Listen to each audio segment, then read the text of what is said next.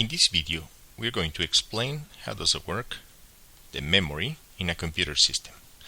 Basically, the memory in a computer system can be seen as this huge table, which is made out of what we call little cells like this one. So it's basically a very large table with a typically very large number of these cells. Now, this table has these specific properties. First, each one of these boxes, we call it a cell. And it has the property of being able to remember, that's why we call it memory, remember one value. What kind of value does it remember? This is what we call the size of that cell. And typically, the sizes of these cells are 1 byte, 2 bytes, so on and so forth. But typically, the most typical one is 1 byte size. Now, the other property of memory is that all these cells have a number. They're starting from 0, 1, 2, 3, 4, and all the way down here. And this number is called the address. Now, this address is going to allow me to refer to each one of these cells by a number.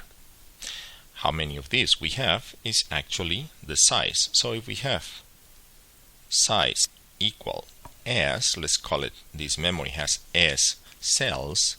Clearly, the first one will be number 0, and the last will be S minus 1. Okay, now that we have this table over here, this is how memory works in a computer system. Let's talk about the two operations that can be done with this table. And the two operations are, the first one is a write operation. Now, a write operation receives two things: an address and a value. And what it does, it doesn't return anything, but intuitively, the value over here is written in the cell, the address of which is given here. So given these two elements, an address and a value, this table makes sure that this value is stored in that box. The other operation, of course, is a read operation. Read operation, the only thing it receives, it's an address, and it returns the value that is currently stored in there. And little rule to remember, initially, by initially what I mean is when you turn on one of these memory chips in a computer systems, all cells have as stored garbage. In other words, when you turn on one of these chips, you cannot assume anything about the values that are stored in all these cells. Now let's talk briefly about memory size.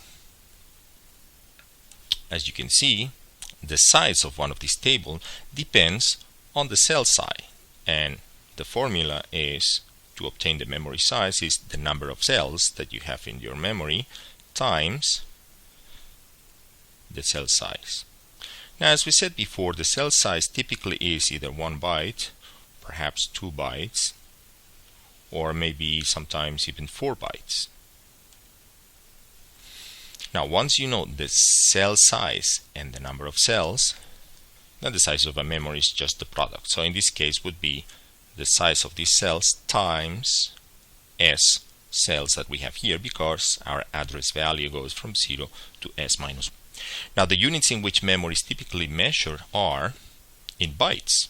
But when we have 1024, which is 2 to the 10 bytes, that unit, we call it a kilobyte. In other words, 2 to the 10 bytes. Now, when we have 1024 kilobytes, that unit we call 1 megabyte. Or, if you do the math, 2 to the 20 bytes. If, again, we have 1024 megabytes, that unit we call it a gigabyte, and it's 2 to the 30 bytes. And again, if we have 1024 gigabytes, we have what we call a terabyte, or 2 to the 40 bytes. And so on. There are several additional prefixes that you can use to address different memory sizes. Alright, so after we cover memory size, we cover operations here, and we cover the structure over here.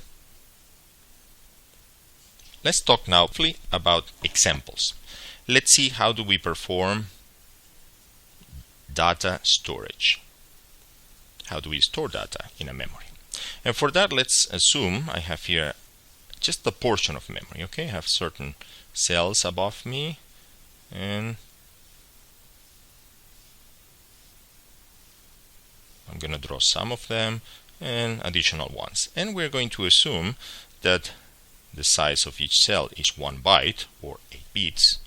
And let's also assume that the first cell that I drew over here has the address 1312. This is actually an arbitrary number. It can be anything. So let's start with the example. Let's see the easiest one. How do we store 1 byte in memory? Well, this is a piece of cake, right? 1 byte, we say, is 8 bits, and typically what we do is the following. The byte could be represented by the 8 bits. Let's say 0, 1, 1, 0, 1, 0, 1, 1. But you'll agree with me that this is a little bit cumbersome to manipulate, and the trick we learned before is that we can group these bits in groups of 8 and translate them into the hexadecimal notation. This is a 6 and this is a B. This is hexadecimal. Well, this notation is typically used when we refer to how the data is stored in memory.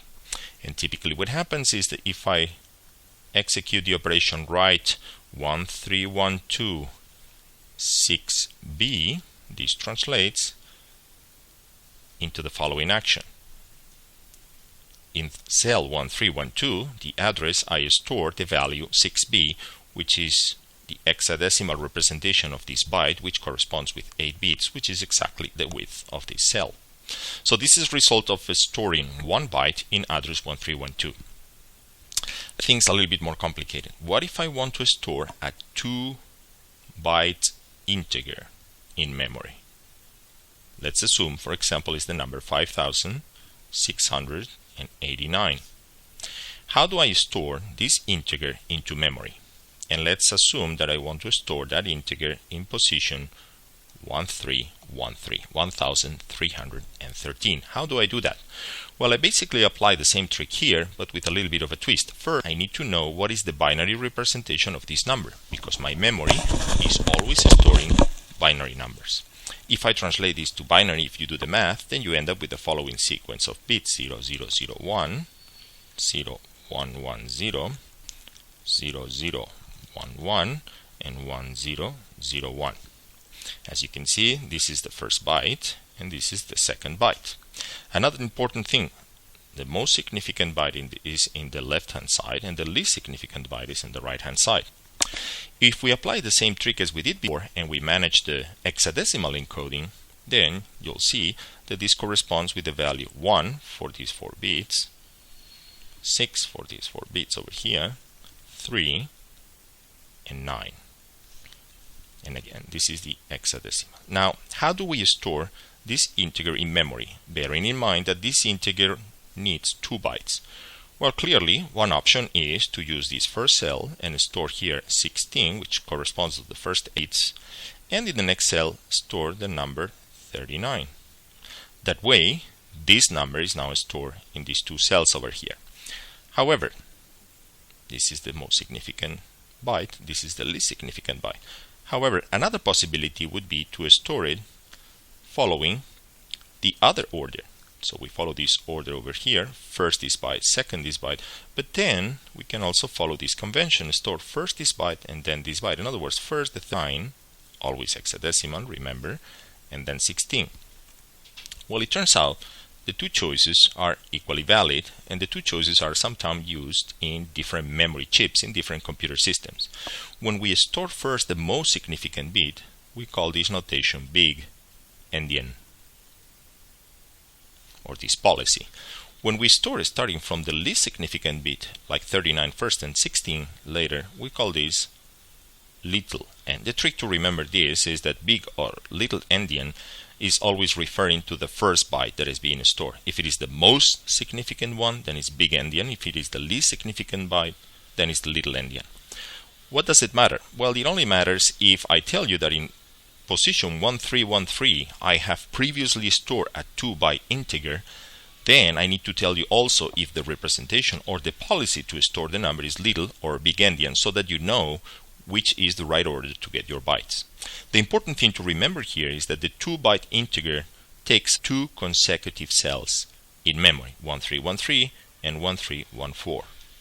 We would say still that the number is stored in position 1313, 1313. But we have to remember that it's a 2-byte integer, and we need to remember also which convention did we use, big or little endian. If a computer system chooses one of these 2 policies, it uses all that policy throughout its life. Let's get the last example. Let's see how do we store the string made out of 5 letters, hello. And again, we apply the same trick. We know that all the symbols that a computer manipulates are always translated to, first, its binary representation. In this case, I need to treat each letter separately, and let's assume I'm using the ASCII convention. If I look up the encoding, I know that the H is encoded as 48, E is encoded as 65, L is encoded as 6C, 6C for the L again, and finally O is encoded as 6F. Now, how do I manage to store this information in memory? Again, if I choose to store it in position 1315, then I would store the following bytes: 48, 65. Remember though that all these are hexadecimal representation, 6C, 6C, and 6F. Now the conclusion here is that the string made out of 5 letters will occupy actually all 5 cells from 1315, address 1315, to 1316, 1317, 1318, 1319. So remember, when you have to store any data in memory, what you have to remember is the address of the first cell, and very important, the size of what you are storing. And if you are storing an integer, you also have to remember which one of the 2 schemes, little endian or big endian, have been used.